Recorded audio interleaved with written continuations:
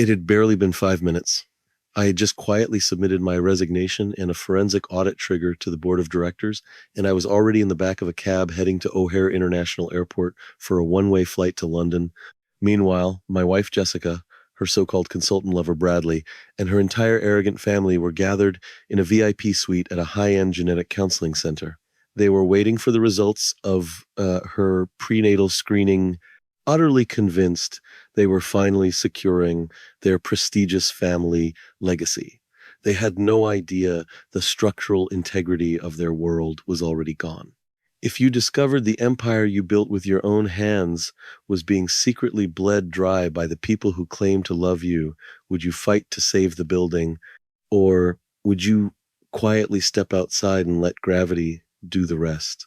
I would really like to hear your perspective.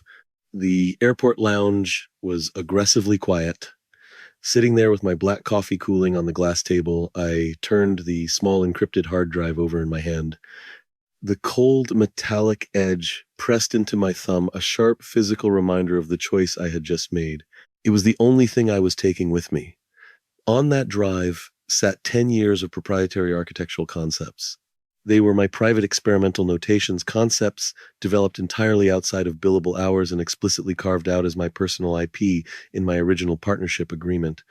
Everything else, the glass corner office, the staff I had trained, the portfolio of high-rises reshaping the Chicago skyline I had left behind. Looking back now, I realize how effortlessly a man can build his own prison if he is handed the right blueprints. I had spent a decade married to Jessica.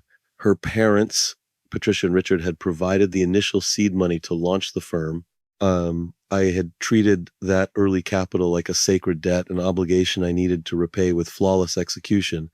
But to Patricia and Richard, that money was a leash.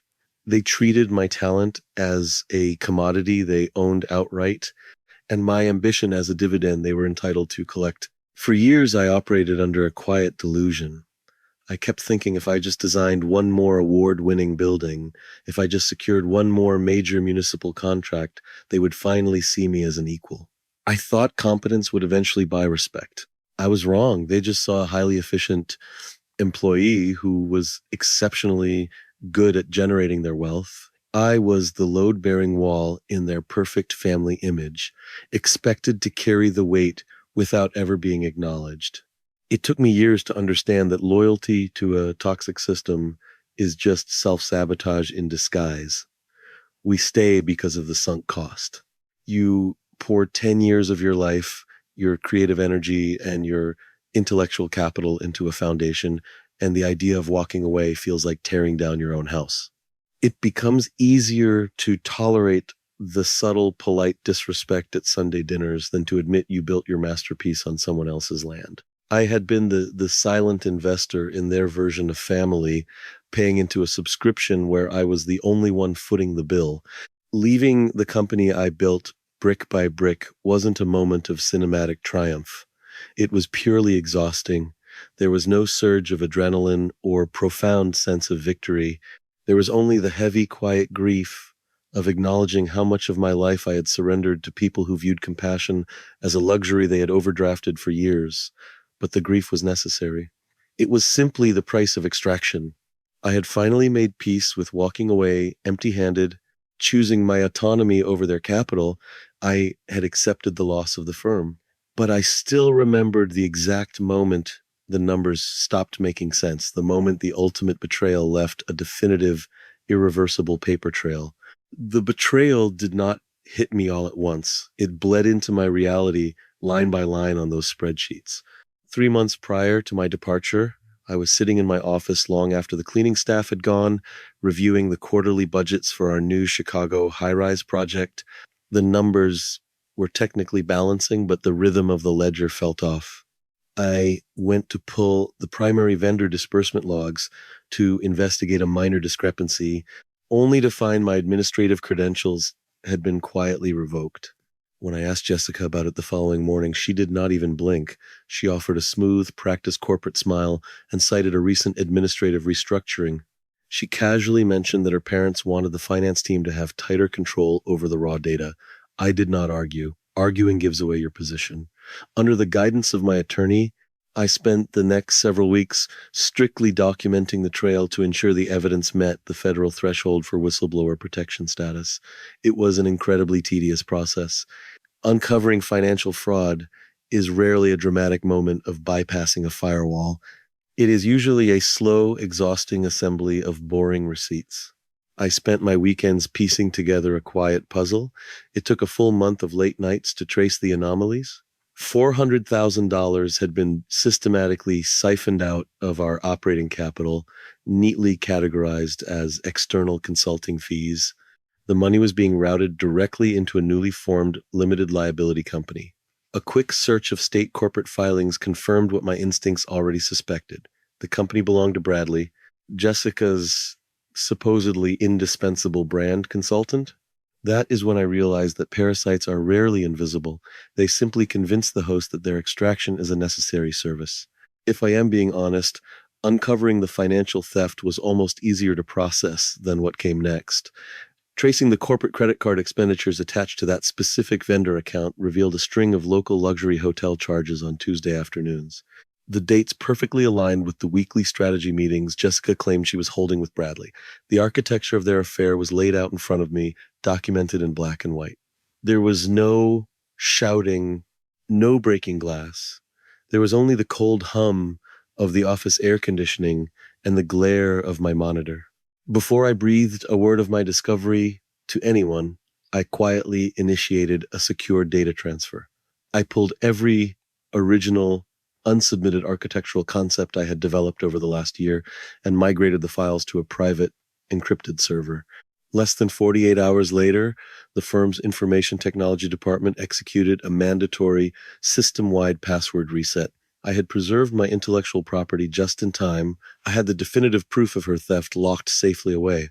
But before I could determine my next strategic move, Jessica called a mandatory family dinner to make an announcement that would drastically alter the legal stakes of our marriage. The dining room smelled like roasted lamb and old money.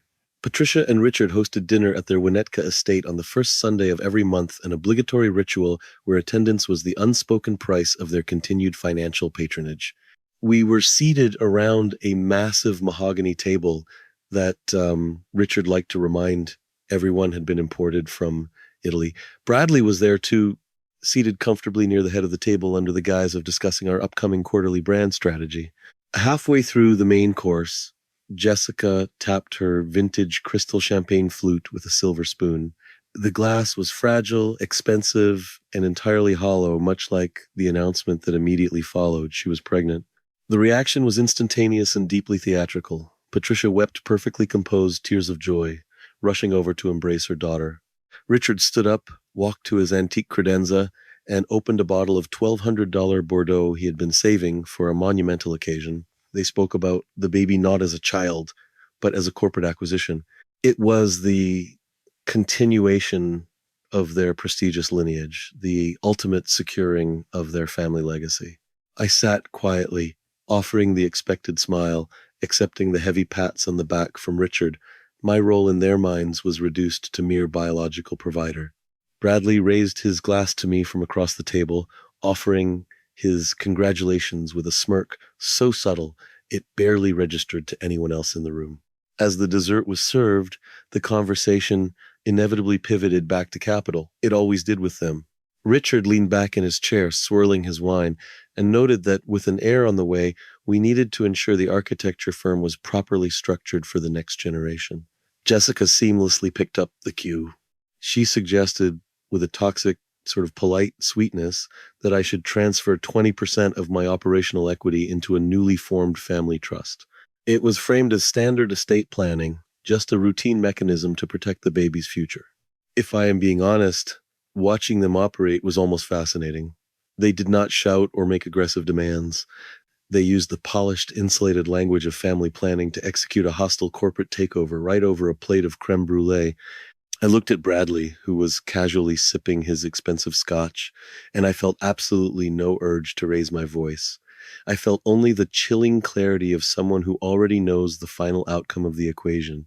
True arrogance is believing you can effortlessly steal from a man while simultaneously asking him to build the vault to hold the theft. I smiled at Jessica, told her it sounded like a highly prudent idea, and took a slow sip of my water. They raised their crystal glasses to toast a future built on embezzled capital and a profound biological lie, completely unaware that I had already stopped playing their game and had begun meticulously dismantling the board. The following morning, I arrived at the office early. The streets were still quiet, the city not yet fully awake, but my mind was moving at 1,000 miles an hour.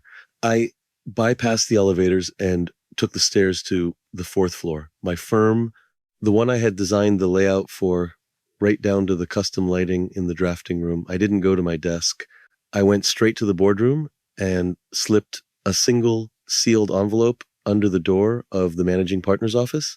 Inside was a printed copy of the dossier I had compiled, complete with annotated bank statements, the business registration documents tying Bradley to the stolen funds, and a brief clinical summary of the timeline.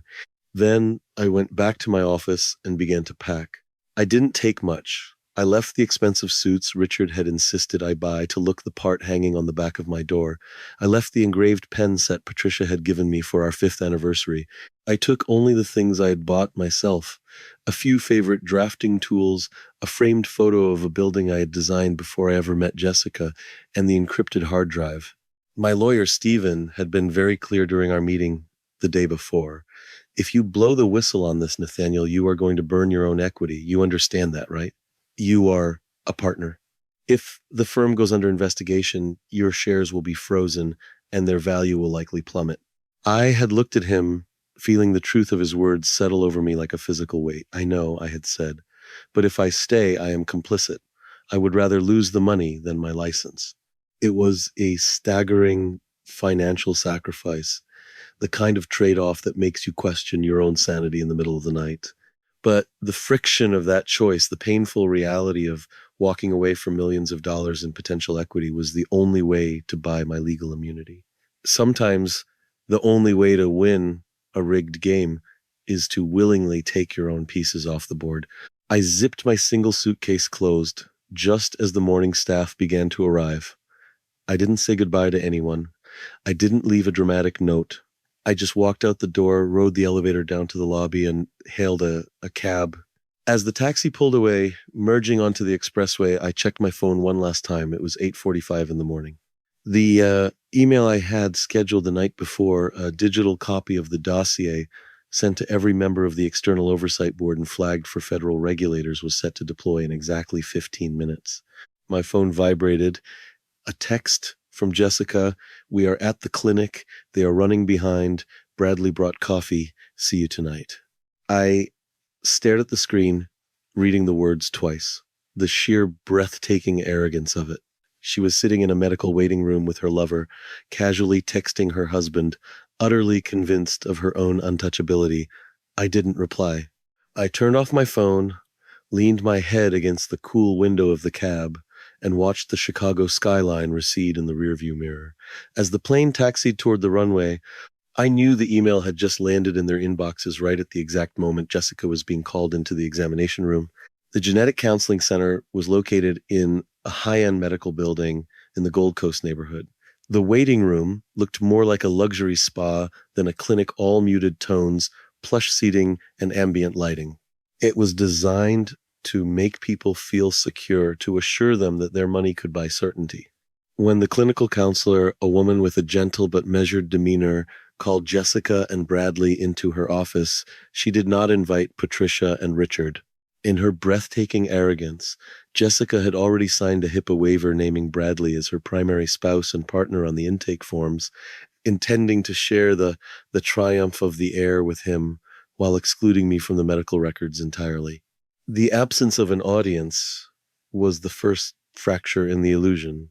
According to the update I received later from my attorney, who had obtained the necessary legal disclosures as part of the asset freeze proceedings, the conversation inside that room was devastatingly quiet. The counselor did not have balloons or a confetti cannon for a gender reveal. She had a chart and a very specific set of biological facts. The prenatal testing results were conclusive, but the counselor was not there to discuss the gender. She was there to discuss a discrepancy in the gestational timeline and specific genetic markers. The data, the raw mathematics of biology, confirmed that the conception date preceded Jessica and Bradley's stated timeline by several weeks. It aligned instead with a brief period when Jessica had been traveling for a conference without Bradley. More importantly, the genetic profile fundamentally eliminated the possibility that I was the father.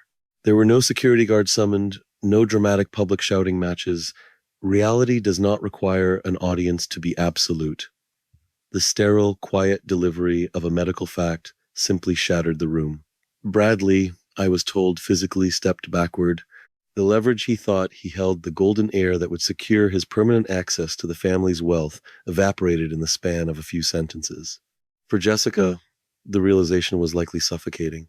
She could not gaslight a blood test. She could not use her parents' money to negotiate with chromosomes.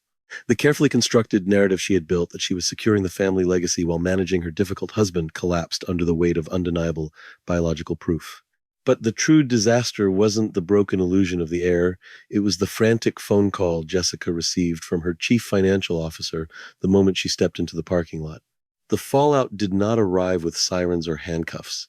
It arrived as a suffocating bureaucratic nightmare delivered through a brief, panicked phone call. As Jessica stepped out of the clinic's sliding glass doors and into the unforgiving glare of the afternoon sun, her phone began to ring. It was the chief financial officer of our firm.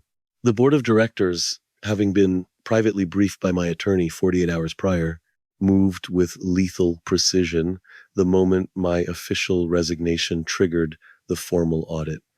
Acting with the ruthless efficiency of self-preservation, they had already filed an emergency injunction. Jessica's equity was entirely frozen, pending a comprehensive forensic audit. Worse, our primary investors were actively drafting a demand for a $45 million clawback, citing a total loss of confidence in the systematic contamination of the firm's past 5 years of billables. If I am being honest, there's a distinct difference between cinematic justice and legal reality. In the movies, the antagonist is dramatically hauled away in a squad car. In the real world of corporate law, the destruction is much quieter and infinitely more agonizing. And Jessica was not instantly arrested. Instead, she was suddenly trapped in a paralyzing web of frozen liquidity, asset forfeiture, and the terrifying promise of years-long federal litigation. Every email she had sent, every fraudulent invoice she had approved, was about to be subpoenaed and laid bare.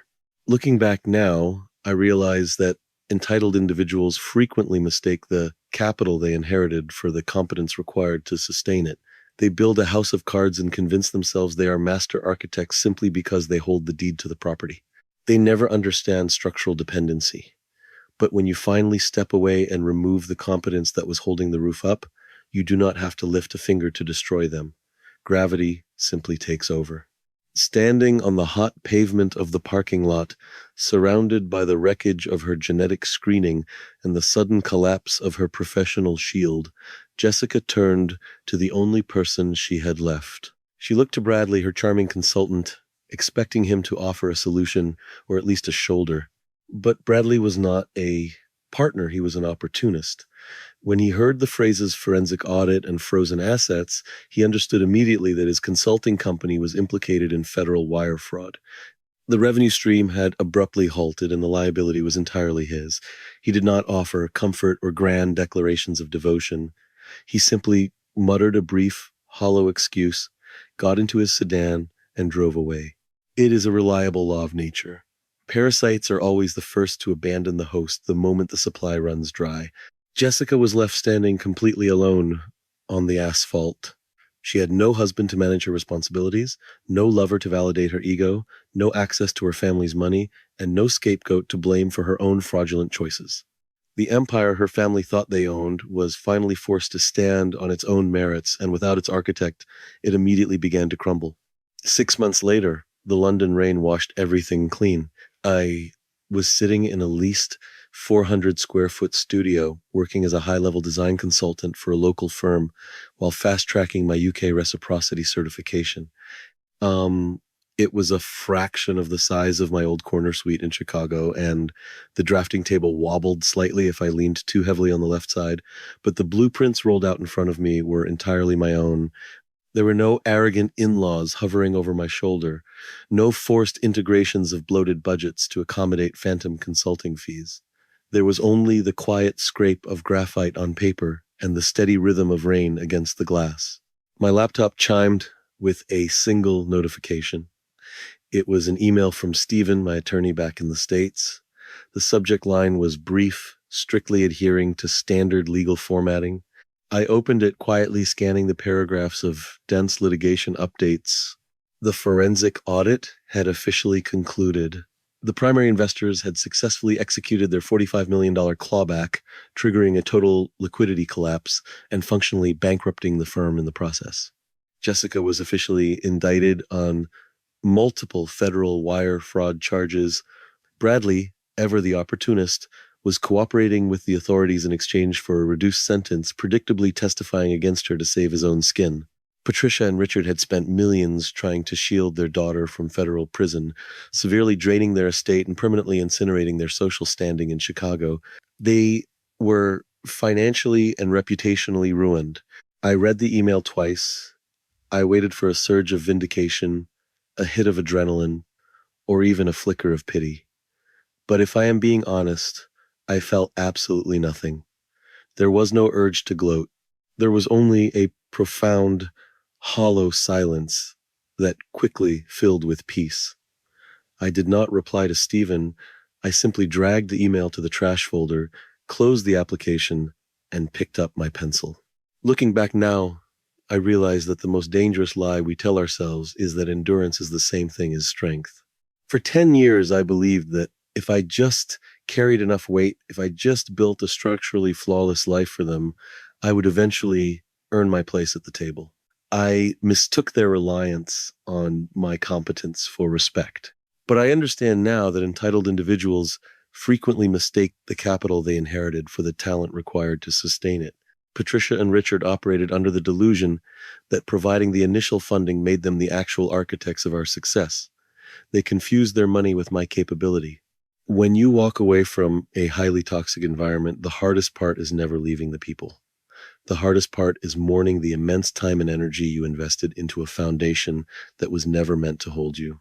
I lost millions of dollars in equity when I willingly surrendered my shares. I lost a decade of my professional prime. But in the cold clinical reality of accounting, that was simply the severance fee required to buy back my autonomy. People often expect betrayal to end in a grand cinematic confrontation. They want the shouting match, the dramatic confession, the explosive revenge. But real justice is rarely loud.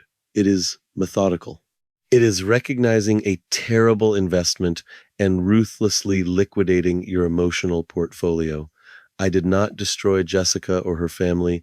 I simply stopped being the load-bearing wall that kept their illusions standing. Without my competence holding the roof up, gravity did exactly what gravity does. At the time, I did not realize how much of my own identity I had outsourced to their expectations. It took me months of sitting in this small, drafty office to understand that true power is not about aggressively controlling the board. It is about knowing exactly when to quietly pack up your pieces and leave the room entirely. My new firm is small. I do not have a staff of 50 executing my drafts, but every single line I draw now belongs to me. My professional license remains spotless. My conscience is clear, and my freedom is absolute. The ultimate closure is never watching your betrayers burn. It is realizing you have completely outgrown the need to watch the ashes. I used to think my greatest design was the firm I left behind. Now I know my greatest design was the exit strategy that finally gave me my life back. Have you ever had to walk away from something you spent years building just to save yourself? If this story resonated with you, I would really like to hear your perspective.